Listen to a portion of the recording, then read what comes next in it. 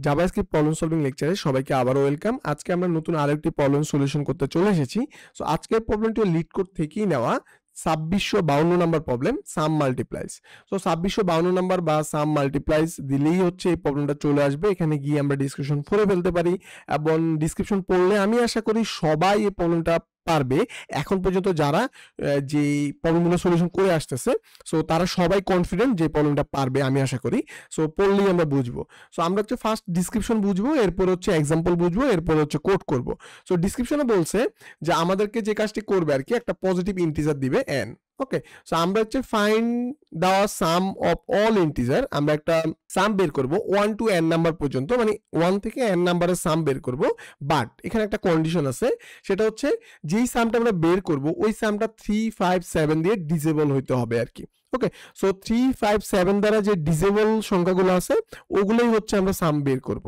এটা আমাদেরকে মাথায় রাখতে হবে। Okay, so return the integer denoting the sum of all number in the given range satisfy the কি আমাদের এই যে কি আছে, যে আমাদের কন্ডিশন আছে, এটা আমাদের স্যাটিসফাই করলেই হবে, এত কিছু আমাদের বোঝার দরকার নাই। সো এখানে তার একটা एग्जांपल দিছে, আমাদের n দিছে 7 এবং আমাদের আউটপুট হচ্ছে কি, আউটপুট হচ্ছে 21। সো 21 হচ্ছে আমাদের আউটপুট। সো বলছে number in the range 1 to 7 মানে 1 to n, so that are divisible by 3, 5, 7। So এখানে যেই ডিসেবল সংখ্যাগুলো আছে, 3 দিয়ে 3 কে ডিসেবল হয়, 5 দিয়ে 5 কে ডিসেবল হয়, 6 কে 3 দিয়ে ডিসেবল হয়, আর 7 কে 7 দ্বারা ডিসেবল হয়। সো এই চারটা সংখ্যা তারা পাইছে এই যে ডিসেবল কন্ডিশন দিয়ে। এই চারটা সংখ্যার সাম হচ্ছে 21 মানে 21। সো এটা হচ্ছে বিষয়। আমরা যে কাজটি এখানে করব, মূলত আমরা যে কাজটি করব, ফার্স্টে আমাদের কাজ হচ্ছে লেট, অনেক সিম্পল, লেট সাম ইকুয়াল 0। ওকে, 0 নিয়ে নিলাম। এরপর এখানে ডাবল ইকুয়াল পড়ে গেছে, সরি। সো এরপর আমাদের কাজ হচ্ছে একটা লুপ নেওয়া স্বাভাবিকভাবে, ইন্ট। সো 1 to যেহেতু, সো এখানে হবে লেট, অন্য প্রোগ্রামিং ল্যাঙ্গুয়েজ চলে আসে, লেট কি হবে, i ইকুয়াল 1, যেহেতু 1 to n পর্যন্ত। So i less than equal কি n, যে n দেওয়া থাকবে, এবং i প্লাস প্লাস।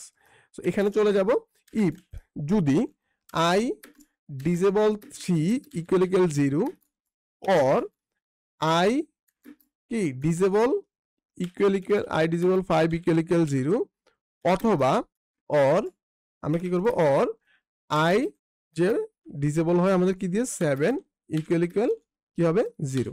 তার মানে যদি আমাদের 3 দিয়ে ভাগ করার পরে বাক্সের 0 হয়, 5 দিয়ে ভাগ করার পরে বাক্সের 0 হয়, 7 মানে এরপর হচ্ছে 7 দিয়ে ভাগ করার পরে বাক্সের 0 হয়, তাহলে আমরা বলে দিব সাম প্লাস ইকুয়াল। ওকে, সো এই কন্ডিশনটা যদি স্যাটিসফাই করে, তাহলেই হচ্ছে আমরা কি করব, সামকে যে আয়ের যে মানের জন্য এই কন্ডিশন স্যাটিসফাই হয়, ওই আয়ের মানটা জাস্ট সামে যোগ করব। এই লুপটা শেষ হওয়ার পরে আমরা জাস্ট রিটার্ন কি করে দেব, রিটার্ন সাম। এই হচ্ছে আমাদের কাজ, অনেক সিম্পল প্রবলেম। এই জাস্ট এটা ডিসক্রিপশন হয়তো বা অনেক বড়, সো অনেক কিছু বলছে। সো যারা বুঝতে পারে তো অনেক ইজি, যদি ডিসক্রিপশন না বুঝে আমি বলি যে আমরা ফার্স্টে ডিসক্রিপশন পড়বো, ডিসক্রিপশন পড়ে যদি কনফিউজ হই যে ইনপুট দেখবো, কি ইনপুট দিছে, এর জন্য কি আউটপুট হয়েছে।